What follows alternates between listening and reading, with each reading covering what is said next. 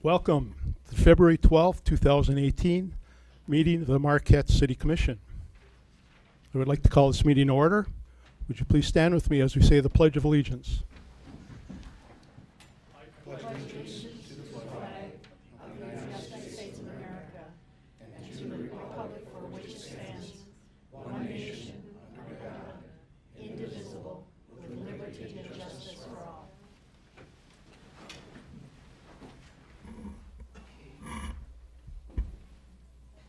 City Clerk, could we have the roll call, please?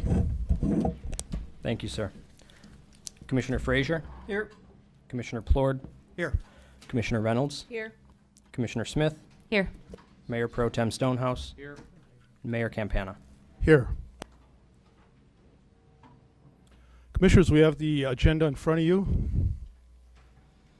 Do we have a motion to approve? Commissioner Frazier, Make a motion to approve the agenda as presented. is there a second? Second. Commissioner Smith, Second. all in favor, please say yes. Yes. Opposed? That carries 6-0. Announcements, I have none tonight. We come to boards and committees. We have one appointment tonight. That appointment is for Annunziata Cerioli to the Marquette Brownfield Redevelopment Authority for a term expiring 2/1/2021. Do I have a motion, Commissioner Plord? I move that we appoint Annunziata Cerioli to the Marquette Brownfield Redevelopment Authority for a term expiring February 1st, 2021. Do we have a second? Commissioner Reynolds. Second. Comments, any? Seeing none, all those in favor, please say yes. Yes. Opposed? That carries 6-0.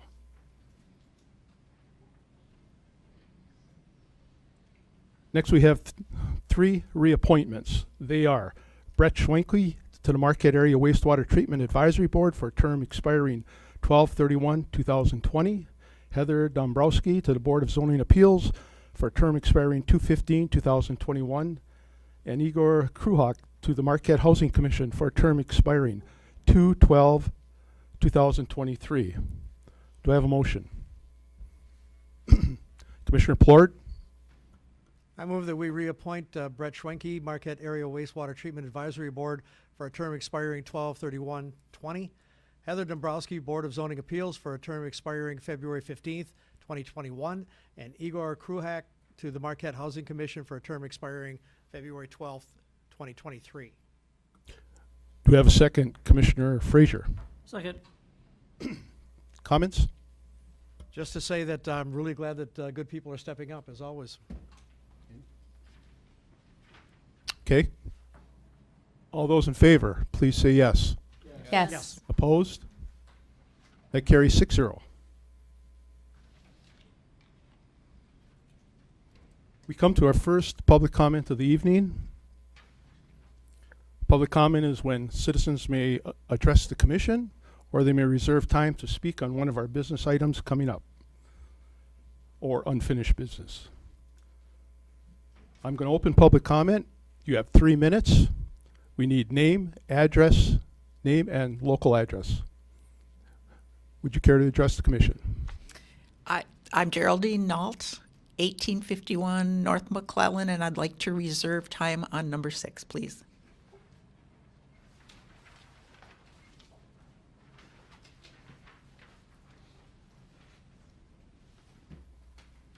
Anyone else care to address the commission? Hi, Colleen Roberts, 903 Adams Street. I would like to reserve time on number 6. Thank you.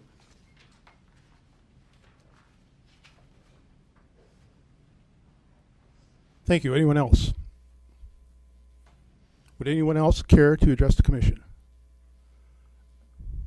See none, we're going to close public comment. We're going to move to our only presentation of the evening. That presentation is the Downtown Development Authority. We have Executive Director Mana Lang here. Mana, if you want to take the podium. Thank you, Mayor. Okay. Kyle. Am I good?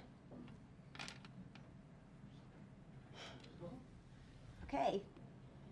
All right, let's get started then.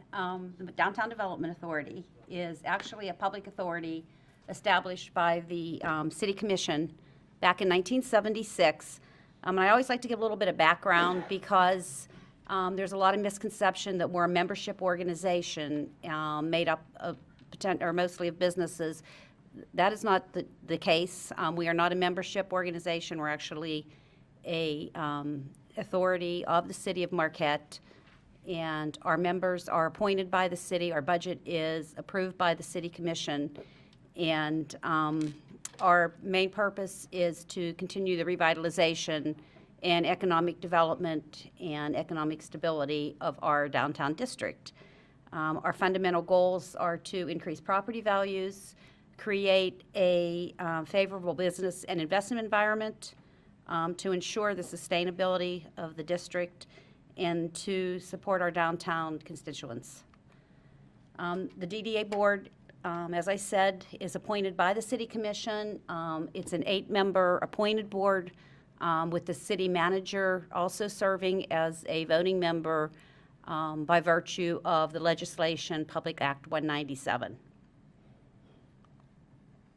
This is the district. It's the historic downtown area. We go from on Washington Street from 7th Street to Lakeshore Boulevard. On Front Street from Ridge to Baraga. And then 3rd Street was added in 2011 as an extension, and that is from Ridge to Fair Avenue. So here's a little bit of a timeline. Established in 1976, the first TIF development plan was approved in 1984, and that development plan was actually geared toward the building of the Bluff Street parking structure. It was financed through a bond issue, and then the district was expanded in 1992 to include Front Street, Baraga, and then Washington Street 5th to 7th. The 1992 development plan actually would have expired in 2013, but we wanted to be proactive, so in 2011 we came back to the commission and we requested a new development plan so that we could move forward with some planned projects. And that development plan actually will expire in 2036. We do have a current outstanding bond. It was originally $1.5 million, and it was basically to upgrade and to restore the Bluff Street parking structure. That was a $1.2 million project, and that bond has an outstanding balance of just under $1.1 million. We did expand the district in February. The development plan 3 was approved, and then in September we came back to the commission and requested that the district be expanded to include the 3rd Street corridor. We felt that with some management we can start to plan and really help to offset some of what we think could be not as good an opportunity when the hospital moves, so to look for opportunities for development with 3rd Street and to help guide some of that development. There are actually 320 parcels of property in our district. It's a really big downtown district, 6.6 miles of sidewalk, 7 parking lots, right now 1 parking structure, over 600 on-street parking spaces, over 400 businesses, and over 3,000 employees work in the district. So what do? Well, basically manage the downtown and work toward advancement of the downtown, and also by helping the downtown to work and to improve, we also help with the economic sustainability of the city as a whole. We maintain all of the downtown public property, manage downtown parking, do physical improvement projects. We manage the Downtown Commons project. We produce and support special events, support and manage the farmers market. We do all the holiday decorations, flags, flowers, lights. We do promotional activities. We receive and administer grant funds. Over the last several years, we had about $1.2 million in grant funds that we just closed out. And then we help and work with the city staff to look at procedures, ordinances, and policies that can affect or encourage economic development. This is just a graph of the property values in the downtown district since the base value of 1992. As you can see, it's more than doubled, almost tripled actually, which is, I think, remarkable. The 2017 value is over 40 million, and the initial value was just a little bit over 10 million. So we capture taxes on about $30 million. And that is just taxes, just properties in the downtown district. As far as our budget, this is a little skewed because it shows about a $1.8 million budget, but we had almost $800,000 in grant project funding in 2017. So our largest portion of revenue is TIF, and that's about 40% of that budget, which is about almost $800,000. Parking revenue, just under $250,000, and then you'll see some additional miscellaneous other revenues. As far as expenditures, parking and maintenance is our largest, just under $500,000. Promotion and events, we spent about $70,000, and that does not include salaries. And then capital projects, last year we spent over $300,000 on capital improvements. And then our bond fund, about $150,000, a little bit more than that. Farmers market, we spent about $61,000 on that farmers market. So, all of this also is available on our website, and it will be in the city's, also part of the city's financial report when that's completed. As far as staffing, our staff has grown as our responsibilities have grown. We have 2 full-time maintenance staff, 3 part-time staff. We have hired a full-time market manager. The market itself is really almost like its own entity to run. Myself, an assistant director, and an events and promotion coordinator. And then when we're fortunate enough, we also have interns either from NMU, and we've also had high school interns, which is just a pleasure, I think, to have in our office. As far as parking management, you can see where the 7 parking lots are located. That's not a great map, but there are 1,383 public parking spaces within the downtown, including 3rd Street. This is, I know this is hard to see because it's small, but this is actually a 5-year look at the parking operations. As you can see, it continues to run in deficit. One of the reasons, not the only reason, but one of the reasons that we did put the parking meters in. We need to have that to be sustainable. We can't continue to run in a deficit situation.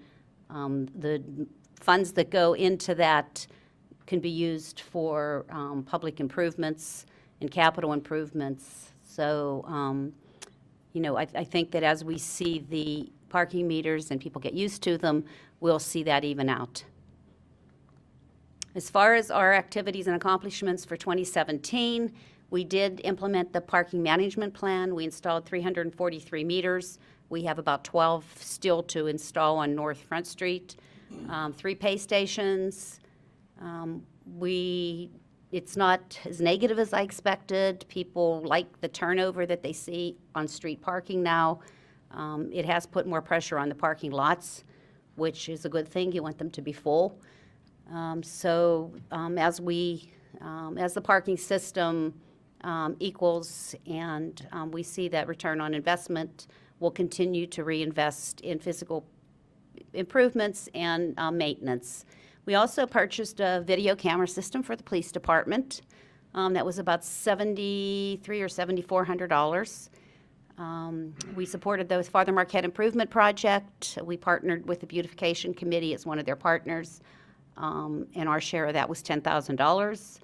We also completed the North Front Street 100 and 200 block improvement project, We are working toward redoing the sidewalks as the old brick pavers have moved. We're working toward putting the stamped concrete in something a little more durable.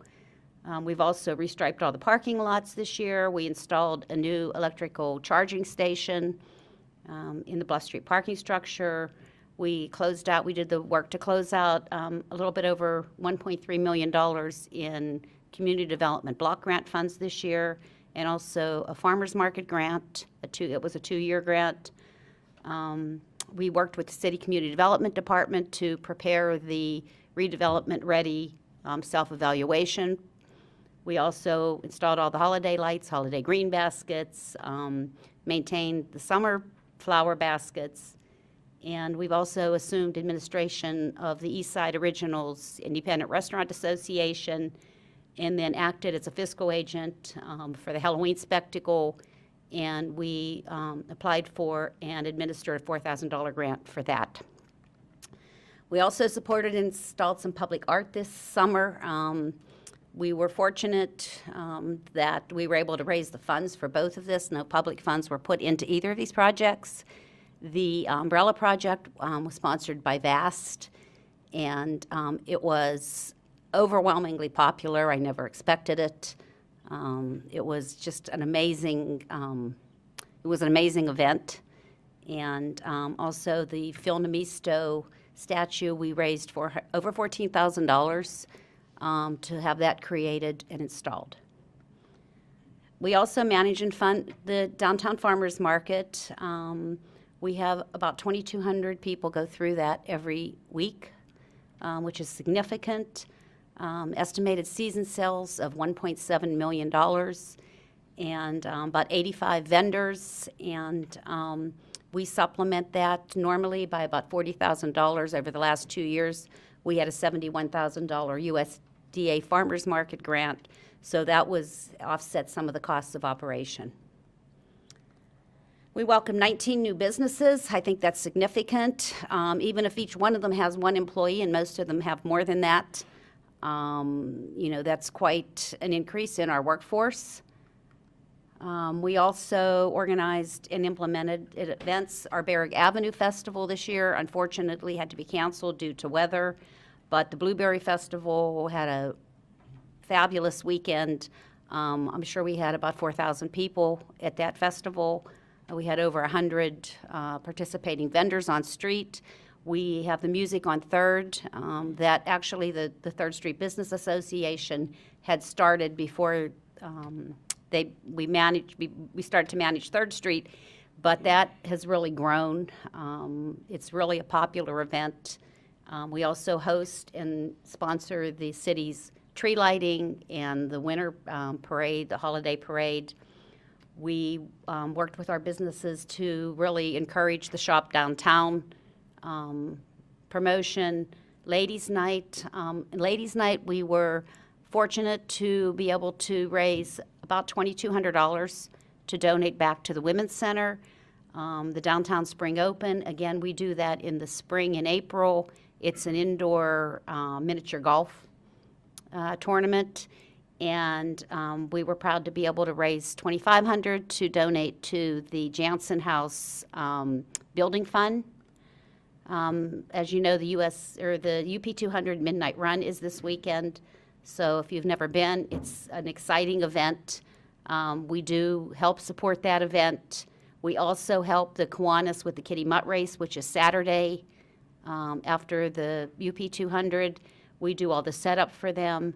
And in 2017, we also started a new event. We had been looking for a signature event for 3rd Street, and the owners of the 3rd Street, or the 3rd Base Bar, came to us and asked us if we would help them put on this event in memory of their daughter, who was a victim of a domestic violence event.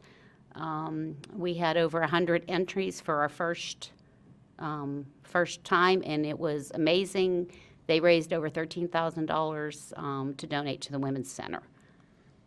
And so just some of our projects and initiatives, we're looking to continue the curb replacements and sidewalk improvements. We were hoping we were going to be able to do the 100 block of West Washington Street this year. We're not going to be able to do that.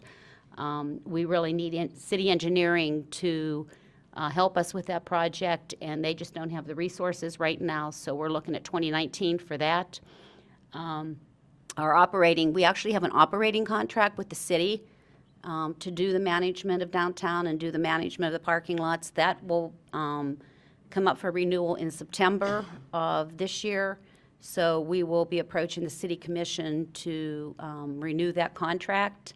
We're looking to work toward a branding and implementation strategy, continue to look at the parking and analyze that, look if there's any changes that need to be made. We want to conduct a market analysis, a comprehensive market analysis. Couple of things. It will be the impact of the hospital in its new location on the downtown, historic downtown, and also the impact of the hospital on moving from the 3rd Street adjacent area. We're going to continue to work with the city. There are some issues, some regulations and policies that we've heard from our businesses that they would like to see modified. So we'll be coming back again to the City Commission to hopefully work with you on that. We're going to continue to look for grant opportunities. They're not quite the same as they were, but we will continue to do that. We've also established a local facade improvement program that we're going to implement this year. And then we're going to continue to try to work toward redesign and reconstruction of Baraga. So, just a little thought that I think is relevant. And that's what I have. So questions, comments? Commissioners. Commissioner Stonehouse. Well, thank you very much, Mana. That's a great report, and it's just remarkable how much we're able to do, how much you're able to do. Certainly, there's many things in Marquette that we're proud of, and the downtown and how dynamic that is certainly, I think, right amongst the top. You can go a lot of places, and after 5 o'clock, it is dead. And you can go to downtown Marquette, and you'll sense a vibrancy and a life, and people parking and moving and using that community, and it's just fantastic. That two things though. Whatever you do, make sure that that the postal jeep stays in the winter parade. Oh. That is the coolest part. It of is cool.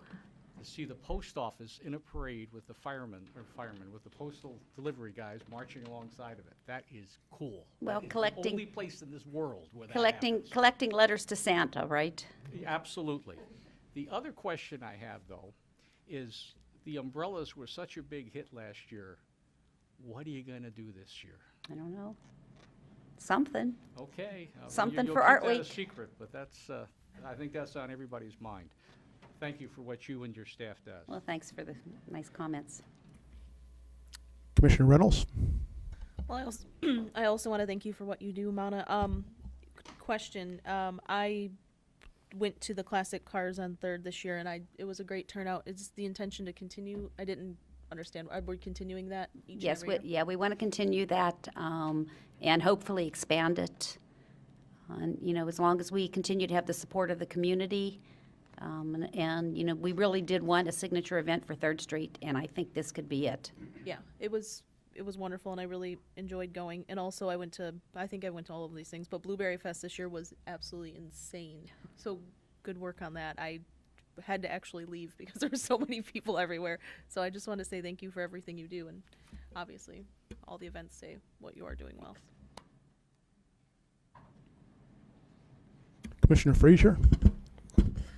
You said you're looking at with the new hospital going up down the street from us here. You perceive that whole area getting redeveloped eventually. I mean, there's a lot of business down there, but you see some of those businesses that moving out, some other businesses maybe moving in, and I mean, it's going to hurt some of the business on 3rd Street, but it may gain some of the businesses and some of the hotels. I mean, obviously, Beacon House will go up there eventually, and that's going to help a lot of people. But a lot of people may have to stay on hotels, so it's going to be good for the hotel owners, but also good for some of the events on that side of town, maybe, do you foresee like maybe some other businesses popping up on that side of town, maybe to go with the hospital, maybe restaurants or something like that, or? I do. I mean, I don't know if there'll be restaurants, but I think there will certainly be some support businesses. Again, that's why we really need to have a comprehensive, I think this is the time now, to do a good comprehensive market analysis, to do an inventory of what we have, what our gap is, what impact that will have. You know, you're going to have 2,000 employees, relocating their workday. So people are out walking. It's a walkable distance from where the hospital is relocating to. So yeah, I do think there's going to be an impact. So it's just a matter of making sure that we provide the public infrastructure that creates that investment. Maybe the food truck could pull right into the emergency bay and fill the people up. Commissioner Smith? Thank you, Mana, for the presentation and for all you do for our downtown. I lived in Ann Arbor, Michigan, and Boulder, Colorado, and the events that we have in this somewhat small community are amazing.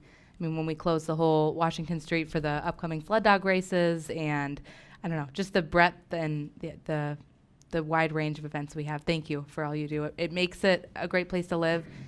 Proud to show my friends when they come to town all the things we have going downtown. So thank you. Monica, I got a couple quick questions, I hope.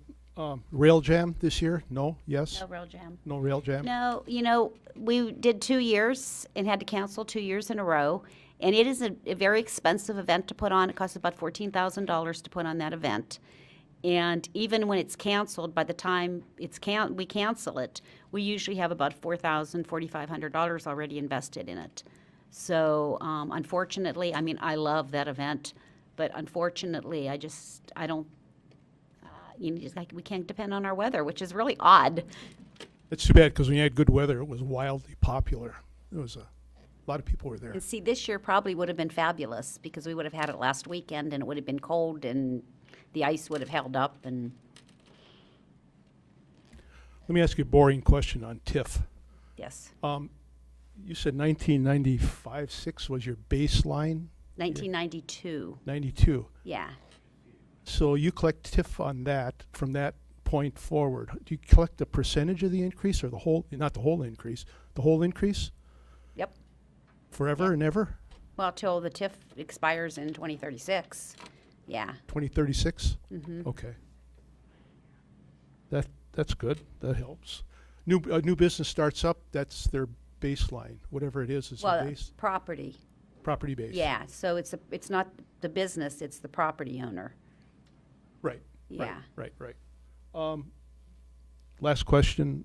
The birdhouses, those are residential areas. They are. But they are in your TIF They are. district. They are. They pay yeah. a TIF. They the- pay they pay an additional. Well, it's not quite 2 mills. It's like 1.82 because of the What do head you hit them with a mill? Two- Like a couple mills? Yeah. Yeah. That doesn't change. No. Okay. I had somebody ask me about that once. Yeah. Okay. Which is why we started doing the lights in the Lower Harbor. That's about a $5,000 project, putting those lights in the Lower Harbor for the holidays, to give them some environment. Hopefully they're happy with that. 'Cause- okay. City manager. Before you move on to the next topic, I just wanted to make the commission aware that I think we've lost volume for the TV broadcast for tonight, but the recording should be just fine. So the staff has informed me that something's broke down there. So the people at home are just, if someone wants to get up and sign or something in the front, maybe that might help, but the volume's gone. So they can see us, but they can't hear us. Yes, so feel free to say anything you want.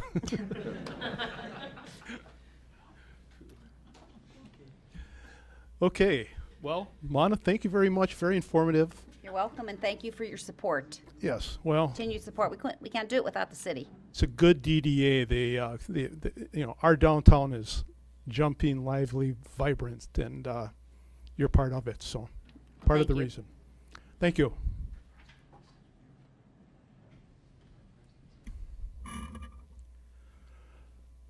Okay, next we come to the consent agenda. Is there a motion? Commissioner Frazier. I make a motion to approve the consent agenda as written. Is there a second? Commissioner Smith. Second. See no comment. All those in favor, please say yes. Yes. Yes. Yes. Opposed? That passes 6-0.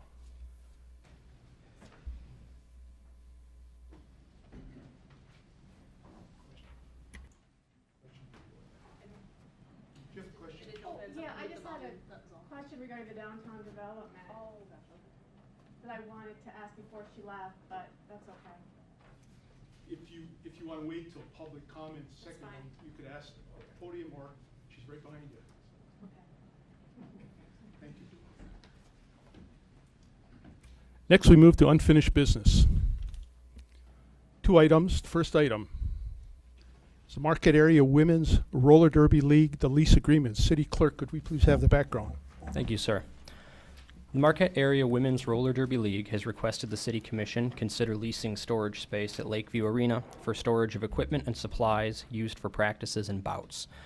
Staff has worked with the city attorney and the Marquette Area Women's Roller Derby League to draft a standard lease agreement which provides the terms and conditions of the request. Storage space is rented at $6 per square foot, making the monthly payment for this lease $50. The term of the lease is February 1, 2018 to January 31, 2019. The proposed lease agreement was introduced at the January 29, 2018 meeting and approved as recommended to move the lease agreement forward to the February 12, 2018 meeting. Fiscal effect, the Lakeview Arena Fund will receive $600 with the approval. Recommendation, approve the lease agreement with the Marquette Area Women's Roller Derby League for storage space at Lakeview Arena and authorize the mayor and city clerk to sign it. Alternatives as determined by the commission. Thank you. Do we have a motion? Commissioner Plort. I move that we approve the lease agreement with the Marquette Area Women's Roller Derby League for storage space at Lakeview Arena and authorize the mayor and the city clerk to sign it. Do we have a second? Commissioner Reynolds. Second. Comments, Commissioner Plort? Yeah, this has been a lease agreement that's worked out well, and this is an outstanding event at Lakeview Arena. It happens 3 or 4 times a year, maybe a little more, but it's a lot of fun. A lot of people go to it. It's a good thing for the city. Commissioner Reynolds, anything? Commissioner Frazier? The league is a great thing for the city, and they've also welcomed anybody that's on any women on the city commission or work for the city. They're welcome to join and put on for the team.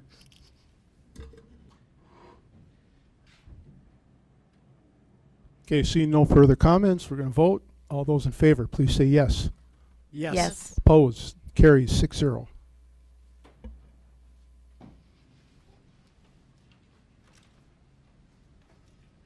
Okay, our next unfinished business item would be the city commissioner appointment process. City Clerk, could we have some background? Thank you, sir. A city commission vacancy was created on December 26th following the passing of Mayor Tom Baldini. Under the provisions of the Marquette City Charter, the City Commission has 60 days in which to fill a vacancy via appointment. The Commission voted unanimously on January 8th to accept applications from all interested parties and to consider the applications and appoint a new commissioner at tonight's meeting. The application was made available on the city website and could be picked up in the clerk's office. Applications were accepted from January 9th until 5 p.m. on January 26th. In that time, the city clerk received 7 applications from interested parties.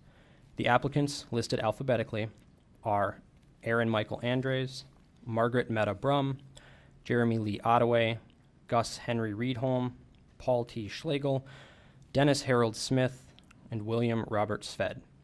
All applications are attached, and all applicants have been verified by staff and meet the eligibility requirements stipulated by City Charter. Fiscal effect, none by this action.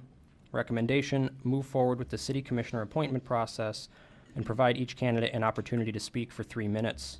Alternatives as determined by the Commission. Thank you.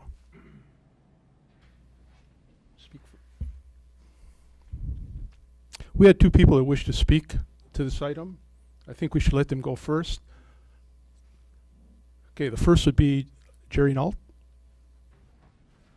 Does it matter which podium I'm at? Just right here. Okay, thank you. 3 minutes. Do you want me to repeat my Just give us residence? your name. Okay, Geraldine Nault. Okay. Thank you for allowing this time for people to speak at the City Commission meetings in general. I'm here tonight to ask you to select Margaret Brum for the open City Commission seat. I'm not going to review her qualifications because they were stated in her application and her reason for wanting to be on the City Commission. Rather, I would like to tell you of my experience with Margaret while working on a local church committee.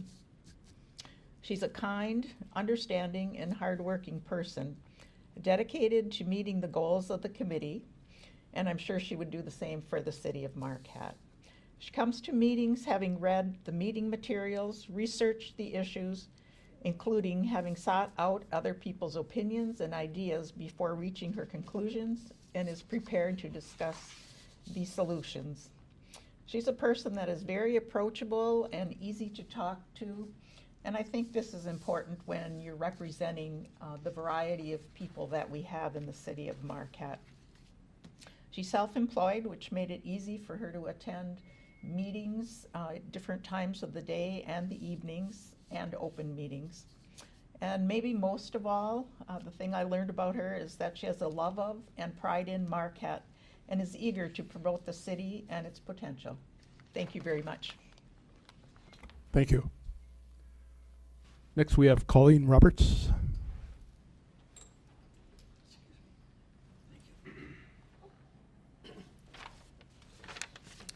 Hi, Colleen Roberts, 903 Adams Street, Marquette. And Commissioners, first, I'd like to thank you for serving, because I know that it's more than just showing up on these meetings. It's a lot of work in the background. Okay, but I am here to talk about the qualifications for Margaret Brum and what they mean to me.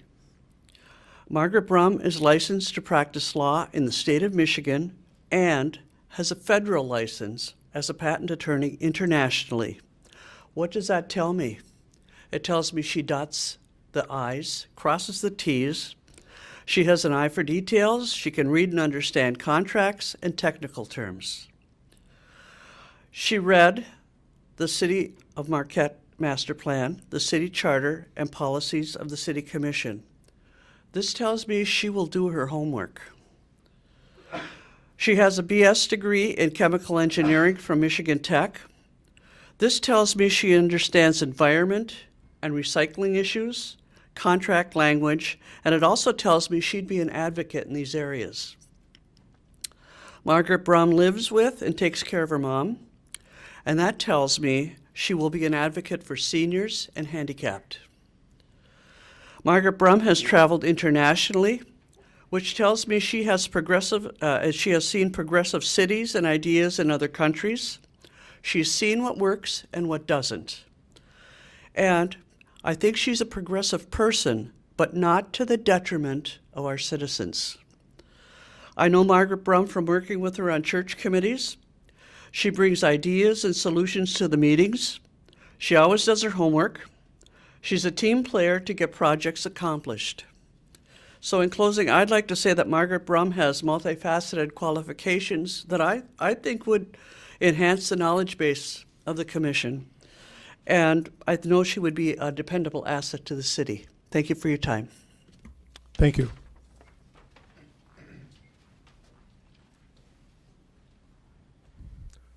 Okay, next, before we come to the motion, I'd like to add a few comments. Commissioners, I propose that we use the same procedure for filling the vacancy. Our late Mayor Tom Baldini used in filling the vacancy of former Commissioner Sarah Cambenzi. To refresh everyone's memory, I'll read the procedure and then ask for a motion to adopt this procedure to fill a vacancy at tonight's meeting. The procedure is as follows. Each applicant will be given 3 minutes to speak. The applicant is asked to address the 2 or 3 challenges or opportunities that the city is facing in the coming year or two. The order of speaking will be by a blind draw of numbers for speaking order. The drawing will be conducted by the city clerk. When the applicants complete their comments, commissioners will vote. Voting will occur in the following manner. Each candidate's name will be listed on the ballot in alphabetical order. The ballot has been prepared by the city clerk. The first person to receive a majority of the votes, which is 4 or more, will be deemed appointed for the unexpired term. Each commissioner will sign the back of the ballot. The city clerk will distribute, collect, and tally the ballots. The ballots will be held by the city clerk and can be reviewed in the city clerk's office. At the end of each round of balloting, the clerk will announce the names of the individuals receiving 1 or more votes and the number of votes. If no one receives a majority of votes on the first ballot, a second ballot will be distributed with the names of the individuals not receiving any votes on the first ballot crossed out. If no one receives a majority of votes on the second ballot, the clerk will distribute a third ballot, crossing out the names of any individual not receiving any votes on the second ballot. This process will continue until an individual receives 4 votes. This is the process we follow for the election of the mayor and mayor pro tem at our organizational meeting. Upon announcement of the individual receiving 4 or more votes, the individual will take the oath of office administered by the city clerk and will be seated for the balance of tonight's meeting. I believe we have 7 good applicants. Any one of them would be worthy of serving the citizens of Marquette. Unfortunately, we can only pick one. But we do thank you for your interest in the city of Marquette. Commissioners, do I have a motion to adopt this procedure as I stated? Commissioner Stonehouse. I motion to accept the procedure as read by Mayor Campana. Do we have a second? Commissioner Frazier. Second. We do not have any comment, I hope. No comment. City Clerk, let's get started. Thank you, sir. We'll vote to the motion. All those in favor of the motion to accept the procedure as I stated, please say yes. Yes. Opposed? Carries 6-0. Now, City Clerk. Okay, sir. So the draw for order of speaking: Margaret Brum, Aaron Andres,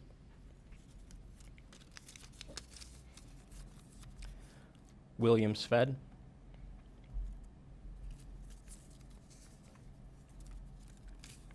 Gus Reedholm, Jeremy Ottaway,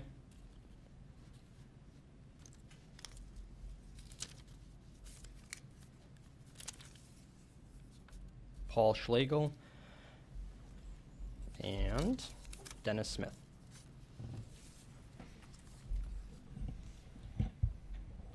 Okay, so we have our order. The first will be Margaret Brum. Margaret, at the front, if you would, and we have 3 minutes. Good evening. It's a pleasure to be back here in front of you. I'm going to start by adding to my 4-page statement about the reasons I wish to be a commissioner by sharing with you what I share with everyone whenever I travel, which is this is my hometown. This is iron ore pellets that come down on the rail cars, that go out onto the ore dock, that fall into the hopper, that go into the chute, that go into the ore boats, that go through the locks, that go all over the world. This is my hometown.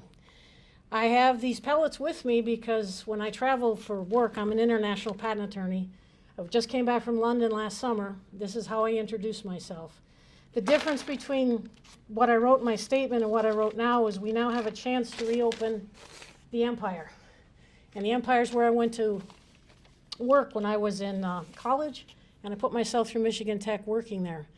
And so my first thing I wanted to bring to the commission's attention is whatever you can do, whatever we can do to encourage Cleveland Cliffs to reopen the Empire. It's good for Marquette, it's good for Marquette County, it's good for the Upper Peninsula. And I didn't make this up. I always have iron ore pellets with me. In terms of the other issues that I see are important, the lakefront is of critical importance to me. Heart and soul of Marquette, heart and soul of what makes us unique and beautiful and wonderful. My compliments to Mike Angeli and the city police. They've addressed the people going out on the ice just today on the Facebook page by saying you can go to the firehouse and get a whistle and an ice pick, and hopefully that'll stop any issues with people falling through the ice. I'm proposing that we create a GoFundMe page to get money to repair picnic rocks. And before you say, that's unusual, we've never done it before, GoFundMe pages are everywhere. And there's a lot of homesick Yoopers who would really, really, really like to go to Picnic Rocks and see it the way they remember it. And the last issue that I'll bring to everyone's attention is in 2021, we will be celebrating the 150th anniversary of the City of Marquette's incorporation. I'm sure the Downtown Development Authority is going to have a massive party to celebrate. I hope we're also celebrating having every business in downtown Marquette be accessible to people with motion issues. And I say motion issues, you can say handicapped, disabled, whatever. That's another goal. And in conclusion, the reason I'm here is because Tom Baldini was my high school government teacher. And his legacy is all the people he taught and nurtured, and I'm one of them. Thank you for your time. Thank you. Aaron Address.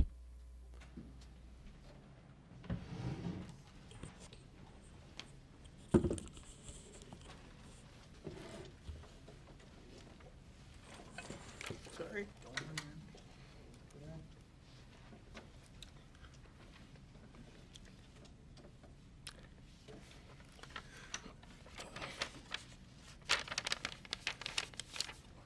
Good evening. Upon coming here this evening, Sorry about that. Just want to make sure you get that. the applicants that applied to this city commission for the vacancy were given a letter to address the three major issues that they saw were involving the city. The first one I have is public transit. As we all know, Mark Tran is the only public transit authority in the city of Marquette. I have had several issues with Mark Tran in general, but one of the major ones is they only run till 6 o'clock. So if you want to go downtown and experience the Downtown Development Authority or any events that they have going on there, you have to either apply a week in advance or not go down because of the reliability of the public transit. The second is affordable housing.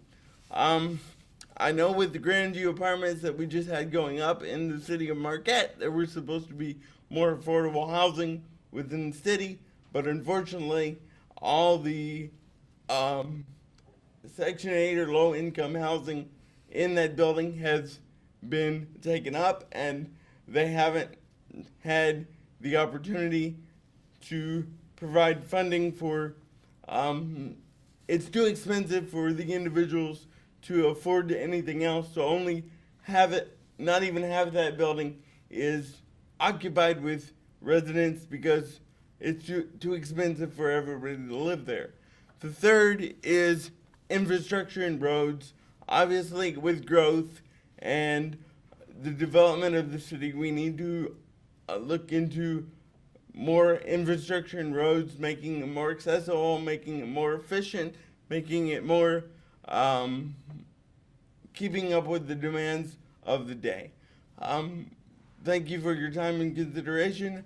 I too was affiliated with Tom Baldini, which was one of the reasons why I decided to continue running for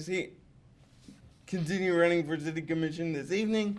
And I hope that his legacy and his involvement within the city not only affects me, but affects everybody else around us. And we're very fortunate to have someone as experienced as Tom Baldini have been on the city council to promote it in a better direction.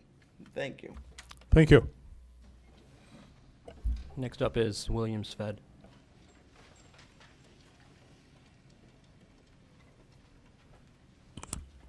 Bill Sved, you're next. Hi, I'm Bill Sved, and I come here with no agenda and with an open mind. I've lived in the city of Marquette for nearly all of my adult life. It's my home. A lot of good things happening in this city, and it's a great place to live.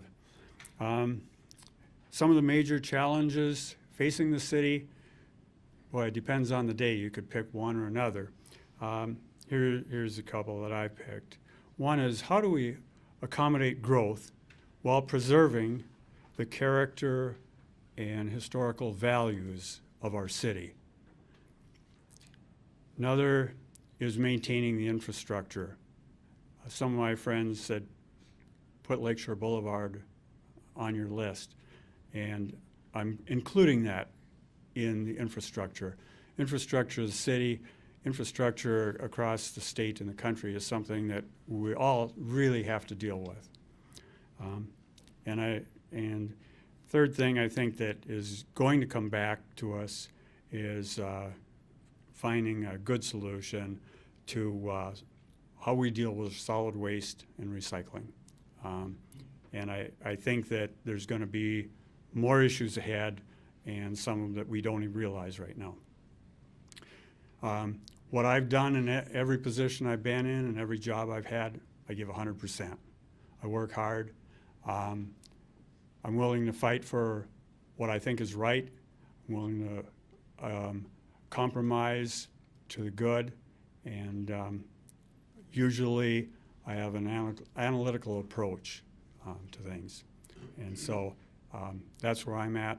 I really thank you for the opportunity to come before you and be considered. Thank you. Thank you. Next, Gus Riedholm.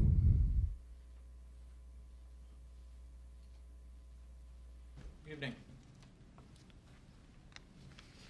Commissioners, the answer to your question can be best answered in 3 words: past, present, and future. Regarding our past, my first concern would be how we can retain the charm that defines what Marquette is, while at the same time make every effort to keep up with the times and not be technologically left behind. First, we have to keep in mind that it's our past that makes Marquette what it is. We're a small city located on a great lake, and while it may be our quaintness that attracts tourists to our community, it's also the miles of shoreline and plethora of forest trails. These people come to Marquette for the Nokamanon, the Ore to Shore, the UP 200, and dozens of other events. If we fail to maintain our natural resources, it will result in our losing our very identity, and these tourists will go somewhere else to see something else. We must maintain our history. We must retain our iconic landmarks, and it is critical that we work with the state of Michigan and the DNR to address the issues of shoreline erosion and keeping our rivers and lakes clean. In the present, I feel that while Marquette may celebrate our new hospital, serious consideration needs to be directed at what will become of the existing hospital facility on College Avenue. If it is to be removed, it will be removed in favor of what? And if it is to remain, what will it be used for? Who will use it? And how will it benefit the citizens of Marquette? And all this needs to be accomplished by a commission that will be fiscally responsible and live within a balanced budget. The future of Marquette may well be based in our past, but we still have to live in the present, but be forward-looking. Following my graduation from NMU, like many others, I left this area to find a better job. But I was fortunate enough to realize that while another area of the country may have provided me a better job, it did not necessarily provide me with a better life. I was lucky enough to be able to come home, but when I got here, I saw that things had little changed in the job market.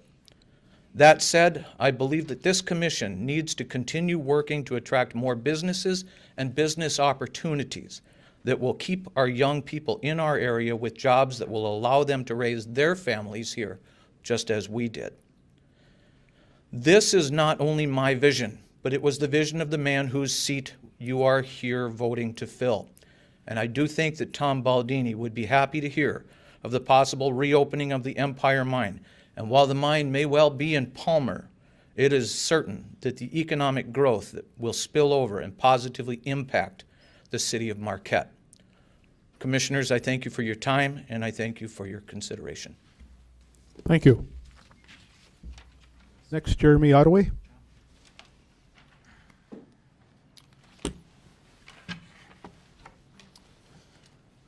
Mr. Mayor and City Commissioners, once again, thank you for allowing me the opportunity to apply for this vacancy. Marquette faces many challenges over the next few years. First and most important, we have to be able to balance our shrinking budget. We'll be losing over $1 million in tax revenue with the closure of the We Energies power plant and simply do not get the same funds from the state we once did. To offset these costs, Marquette has to grow responsibly. We have to use trusted developers to create spaces that work in Marquette. We have to not be afraid to sell off some of the land owned by the city, including our brownfield sites, to these same developers in a collaborative effort to make sure we are capitalizing off the sale of the property, capitalizing off of the tax revenue, and ensuring these developments actually make sense for our city. Secondly, the city has infrastructural and waste issues that need to be addressed. Lakeshore Boulevard needs to be relocated sooner rather than later. This project is estimated to be at least a $10 million job, one that the city will be on the hook for unless we can get a grant from the Army Corps of Engineers or some other source to cover part or all of the cost. Additionally, the road around Presque Isle and the parking lot at Picnic Rocks needs to be addressed, as these areas are very hazardous due to erosion and our fall storm. Further, we will need to work on finding the best outcome for the residents of Marquette for recycling. We will most likely have to decide as a city if we want to be the leaders in recycling for the area. And if we do, are we willing to do this at a cost increase for the city residents? Third, and I steal this sentiment from Commissioner Smith, we have to do more to keep young people in the area and get them involved in the community so they are involved in the decision-making process for the future. Many of Marquette's boards and committees are filled with older people because they are the only ones volunteering. If appointed, I will work with the other commissioners to try to get younger people involved in our community through every avenue available.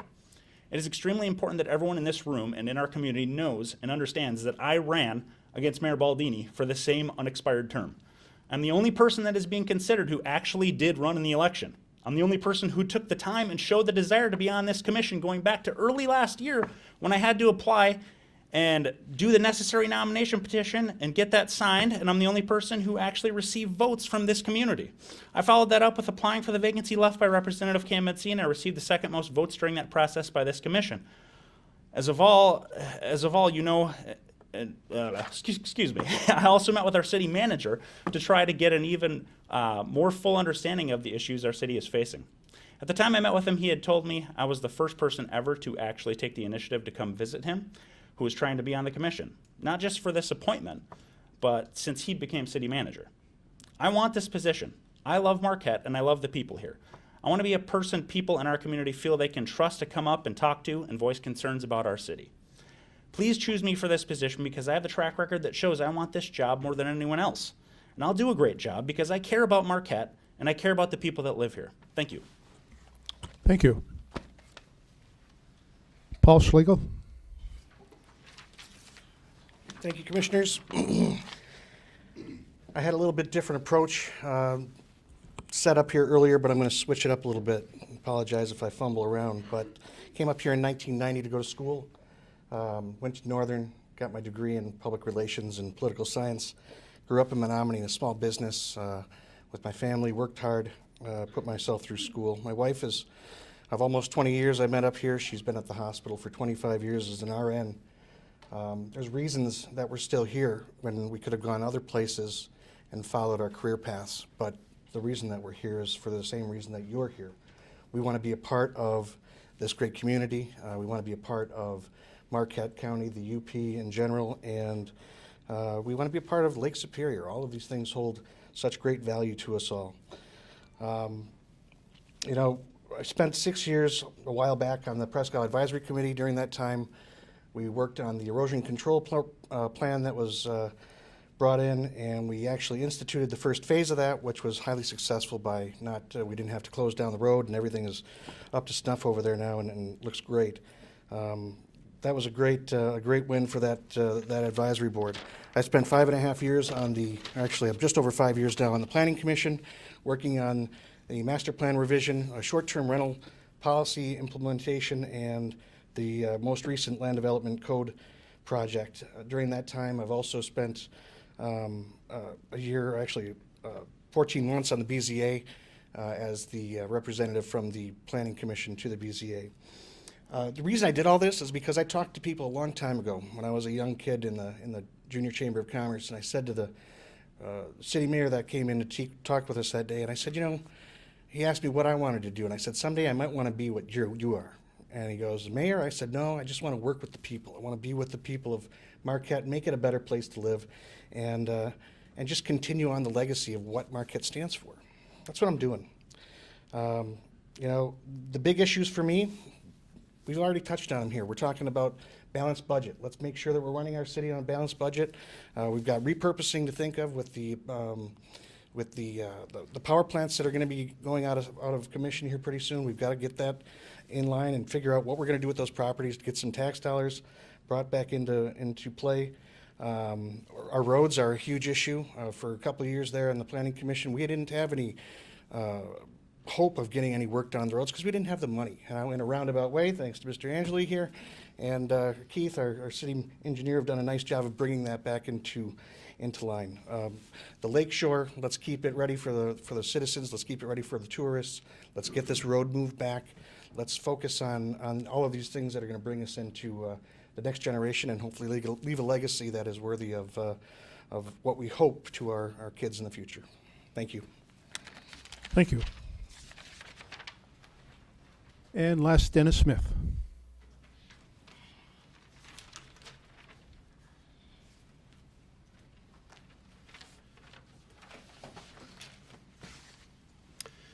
In 2003, my family and I moved to Marquette for an employment opportunity and have made this our home. In 2016, we moved into the city and love being part of the downtown area and being able to utilize the amenities the city has to offer. I strongly believe in giving back to the community that one is part of. Whether the community is a city, a township, or a region, I believe in utilizing one's skills to maintain or ideally help future development. I've seen examples over the years where a lack of forward thinking led to stagnation, financial decay, and a deterrent for growth when people were not attracted to live there. I believe Marquette has been forward thinking in its growth, and I want to continue to that development. I believe three of the issues that are facing our city are the homeless population, the redevelopment of the current UP Health System Marquette site, and the fluctuating potential tax revenues in the next 2 to 5 years.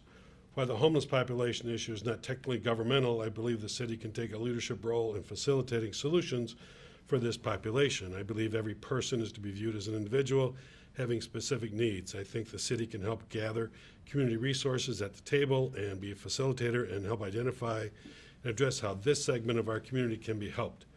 Whether the person's situation is due to a financial hardship requiring retraining to help find a job, to back on the feet, or whether it's a behavioral health issue or SUD issue that our medical community can assist with, we need a community to address this and coordinate the social services needed to work with this population. The redevelopment of UP Health System Marquette current location is important for a variety of reasons. First of all, the Magnetic Street corridor, which is currently asphalt parking lots, is primed for a series of townhouses, adding new families to Marquette, families that will pay taxes, put children in our schools, work at NMU or other areas, and support personnel in our capacities, buy groceries, eat at restaurants, bring new life to new neighborhoods. And as LifePoint goes through its process of moving back and forth, filling the area that we need to be constant contact with them to make sure they're agents to guide them, or if necessary to push the process to ensure that there's not a gap in the time that is vacated and the timeline for redevelopment, which leads us to number 3 on my list, the potential for massive swings in our tax base as the hospital moves and leaves behind a potential hole fairly followed fairly quickly by the shutdown of the power plant. The loss of tax revenue and jobs associated with the power plant will be significant. While I'm sure the planning has already taken place, the successful navigation of this tax roller coaster will be imperative for the future of the city.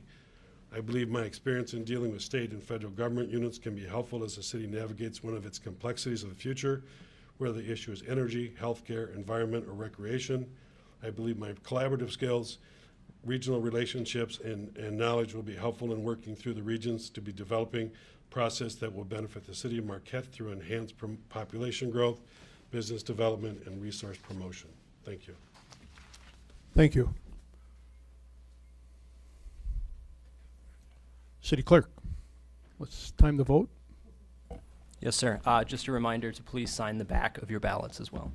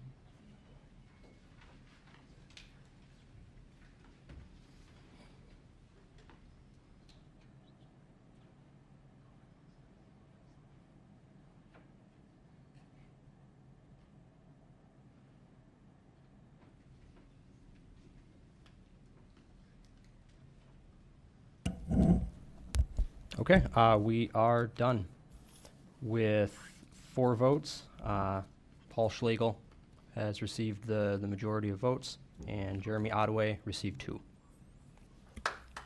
Thank you. Okay, Paul, if you'd like to come to the podium to my right for the oath of office, please.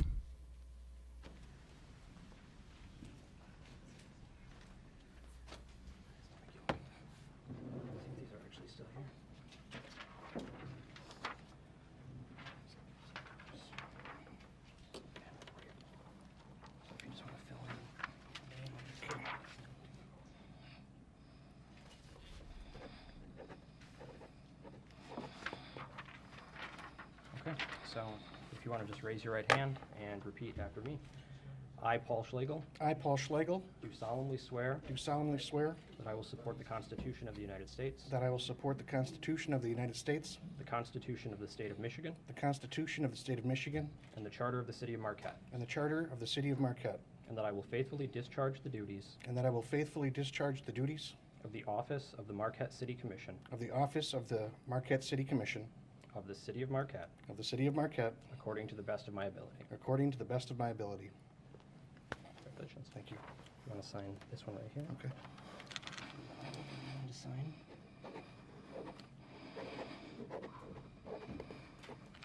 And you can hang that one on your fridge and take a seat. Okay. to the left of the mayor.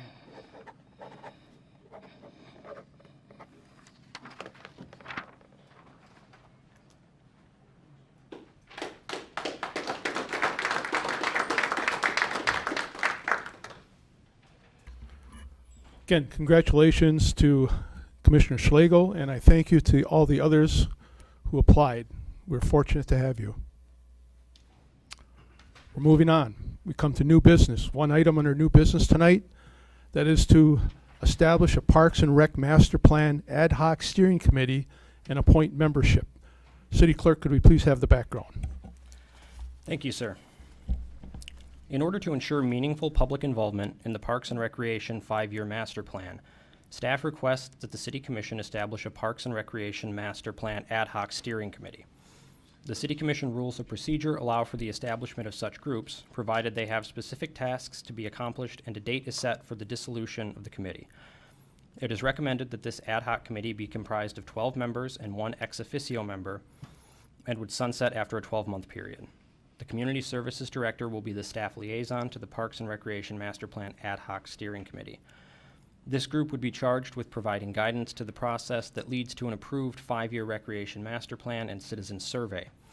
Staff recommends that the 12-member ad hoc committee consist of Marquette citizens who represent the Parks and Recreation Advisory Board, 2, the City Commission, 1, the Harbor Advisory Committee, 1, the Presque Isle Park Advisory Committee, 1, the Arts and Culture Advisory Committee, 1, the Downtown Development Authority, 1, recommended the member is not a city resident but represents the DDA through the position, Lakeview Arena and Summer Youth Athletics, 1, People with Disabilities, 1, Senior Citizens, 1, Tourism and Business, 1, and the Marquette Playgrounds for All Group, 1, as well as 1 high school student as an ex officio member. The recommended membership has followed the usual application process of all other appointed boards and commissions. Fiscal effect, none by this action. Recommendation, establish a Parks and Recreation Master Plan Ad Hoc Steering Committee for the period of February 13th, 2018 through February 13th, 2019, and appoint the following persons to the committee: Carrie Gottlieb, Ellen Weingarten, Lynette Van Welsners, Teresa Hamry, Walt Lindela, Mona Lang, Ryan Reapy, Nathan Kaiser, Robert Schmeling, Michelle Cook, Bob Chapman, and Carly Sandstrom ex officio, and authorize the mayor to appoint 1 city commissioner. Alternatives as determined by the commission. Thank you. Perhaps before we make the motion, we need a commissioner to be appointed. Should we, yes, no, wait till later? You don't want to include them in a motion, though? Well, if someone wants to volunteer and be appointed, included in the motion, but the motion says you have the authority. So so I can appoint after the motion. Okay, then we'll do that. We're gonna, I need someone to approve the motion or make a motion to approve the item as read by the city clerk. Commissioner Smith. I move that we approve the item as read by the city clerk. I need a second. Commissioner Schlegel. Second. Okay, discussion, any? Commissioner Smith, anything? Commissioner Schlegel, anything? Not at this time. Anyone else? All in favor, please say yes. Yes. Yes. Opposed? That carries 7-0. What?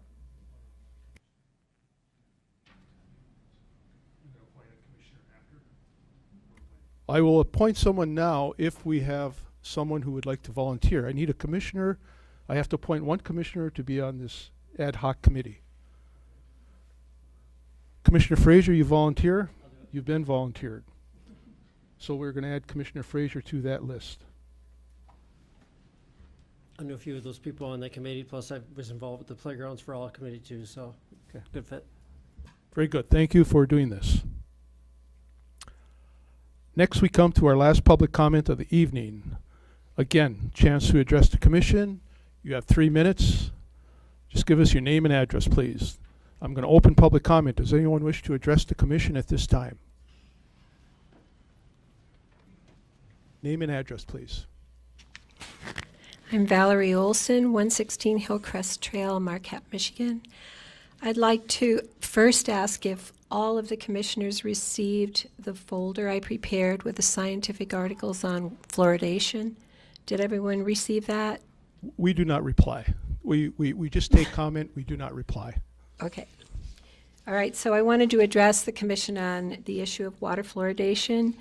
I'm the director of the Wellness Center in Marquette, and at my clinic, it's our goal to educate our clients concerning the many factors that impact their health.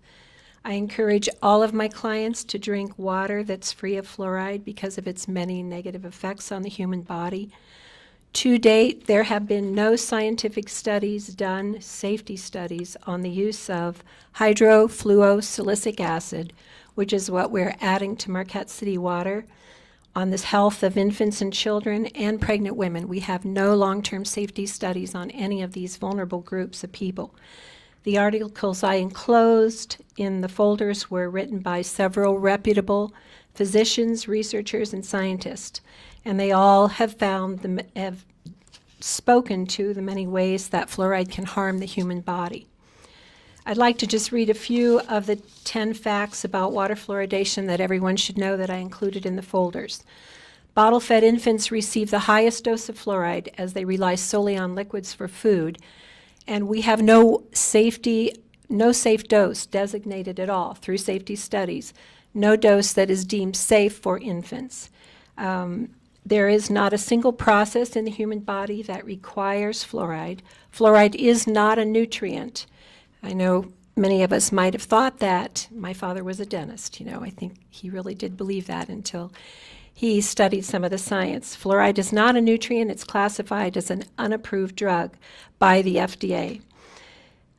The chemicals used to fluoridate water are byproducts of the phosphate fertilizer industry, and they have not undergone randomized clinical trials for safety or effectiveness by any regulatory agency in the world. And the FDA does classify fluoride as an unapproved drug. Fluoride discriminates against those with low income because the cheapest filter you can get to remove fluoride costs about $400. Over 300 communities have voted to end water fluoridation after the citizens have become informed. I'm asking that the city commissioners review the materials and have a discussion on the science behind water fluoridation, and that they vote in the near future to discontinue this because it's actually medicating the public water supply, and it's not adding a nutrient that is necessary for us. Thank you very much. Thank you. Anyone else? Would anyone else like to address the commission? See none, we're going to close public comment. We're going to move to comments from the commission. We'll start with Commissioner Smith. I have none. Commissioner Frazier. All I have is we've all looked into recycling and everything, and I've looked into glass because obviously glass is important to everybody. And the other company that was running waste management, they don't sell the glass to anybody either. They take it to a place that uses it as a road gravel to mix it with roads and stuff like that. And I asked our local gravel pit if they could do it. They said they could, but they have to meet local state laws and federal laws, so it harmed their regulations. So it'll be hard to work on. We're working with our city managers, working with the landfill, trying to find a solution to everything. So hopefully we'll get a solution eventually. Commissioner Schlegel, anything? I just want to say thank you for allowing me to serve the community. I would like to say thank you to everybody else that went for the position tonight, and hope that they find another avenue within the city to serve and be a part of the process. It's an honor for me. I want you to know that I've been, since I first left Menominee and came up here and fell in love with this community, I hope that someday I would be able to serve in this capacity. I just want to be a person that knows that you know that you can come to me and I'll listen to what you've got to say. I just really look forward to working with the commissioners, and thank you for your trust and allowing me to be a part of this great process. Thank you. Thank you. Commissioner Reynolds? No. Commissioner Plord? I made a comment when we elected Commissioner Smith and we had to replace Sarah Conbenzi that was the most difficult decision that I've had to make as a commissioner, and one of the most difficult decisions I've ever had to make in my life. Well, as life moves on, things get tougher. This was the most difficult decision. Thank you so much for everyone who stepped up. This is one of the most distinguished group of people that could ever want to serve a city. City of Marquette certainly deserves this kind of volunteerism. The people that stepped up, as Mayor Campana mentioned, we had 7 really good candidates. It was very difficult for me to make a decision, and it's a dubious, puts you in a dubious position where you win and then you still lose. because you have someone that you believe is going to be a good commissioner, and I think that Commissioner Schlegel will be a great commissioner. His track record is miles long with service with the city, but there's no one that applied for this position that would not have done a great job. And again, thank you so much. It was very, very difficult to make that decision. Thank you. Thank you. Commissioner Stonehouse. I'm not going to repeat everything that Commissioner Plurd said, because he really, quite literally, took the words out of my throat. Thank you for doing that, because it, again, was an extremely difficult decision. And certainly it's a rarity, I think, for any commission to have to do that twice in a term. That is most unusual. It is unusual to do it once, but to have to do it twice and to have that kind of responsibility and that kind of, I don't want to say heartache necessarily, but that kind of soul searching to come up with the best possible candidate, best possible applicant internally, because these are not things discussed. We all don't sit around in a room and say, what do you think, what do you think, what do you think? These are the individual decisions that have by law to be made in that fashion. But I do again thank everybody for applying, because it was an extremely difficult decision. It was a group that literally was stars. And you looked at the folks and you said, how do you make a decision based on the quality of the applicants that we have? You could have picked anyone. And certainly, I think Paul, Commissioner Schlegel, offers some unique perspectives and unique service to the city, and I'm sure he'll do extremely well. But again, thank you all for applying, and please continue to work with the city any way you can. We need the help. Thank you. Thank you. Also, I'd like to congratulate Commissioner Schlegel on his selection. It was a tough decision. Any one of the 7 candidates would well have worked within our commission. I hope they continue to seek office. We need good people as yourself. I would like to mention something on the fluoride. I mean, we all have our opinions, and I appreciate that. I have mine, and I believe having fluoride in a municipal water supply is a good thing. I'm 100% in favor of fluorinated water to prevent dental decay. The reason for that is I worked 38 years as a pharmacist, more than 30 of them in Marquette County, 8 years on the West End in Ishpeming, and the rest here in Marquette. I got to know every single dentist in the county and beyond that, all surrounding areas, and their prescribing habits. I knew them as friends, I knew them as acquaintances, I talked to them, I just knew them. We were on first name basis. In all this time, I never met or experienced a dentist who was anti-fluoride. In fact, they strongly advocated the presence of fluorinated water to prevent dental caries and growth of good enamel. If there were people that lived with well water, they were prescribed fluoride drops, chewables, or tablets. If a woman was pregnant and had unfluorinated water, they're almost always given fluoride tabs by the OBGYN doctors in the area. Dentists have told me, and I've asked them and they've told me, you can easily tell which kids have fluorinated water versus those that don't. Those that don't have cavities. So I believe fluoride in our drinking water is safe and effective. I believe the city is doing a great service to the community by providing this. We provide this at a cost of, I think, $20,000 or more a year. It's cheap preventive medicine. Our water contains 0.7 parts per million, which is actually less than it used to be the recommended dose. It's constantly monitored, so there's no oversupply of fluoride in the water. I have read studies by the Centers for Disease Control and the World Health Organization, and they are totally in favor of fluoride supplementation. Go to the website, you'll find it. So the bottom line is, talk to your dentist, talk to your dental hygienist, see what they say. If you don't want your kids to have cavities, you have to talk to them, find out what the best way is. I think you will see that they are in favor of fluoride. So there's always going to be conflicting views, but that is my view. And I would encourage you to, search out your own solution on this. Lastly, I would like to pass on a message from Gary Simpson, our Chief Financial Officer of the city.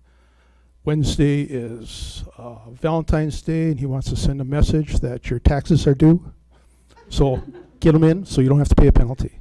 Thank you, City Manager. Thank you, Mr. Mayor. For Commissioner Schlegel, I'd appreciate either a letter or an email of resignation from the Planning Commission. And for the rest of you, I'd like to announce an opening on the Planning Commission. If anybody's interested, we will be accepting applications there. Community office hours for me are this week, Valentine's Day, Tax Day, 10 a.m. to noon at the Peter White Public Library. And lastly, I'd like to mention that during our garbage collection cart distribution or bin distribution last week or within the last couple of weeks, we've had a few hiccups, but we've managed to straighten out those situations, and hopefully everybody that ordered carts got the carts they ordered. One of the problems we ran into was that some of the carts that were ordered were either too big or too small once delivered, so we had to do some swapping around. But if anybody has an issue with the garbage collection carts, just let us know and we'll try to straighten that out as quickly as we can. So that's it. Thank you. We are adjourned.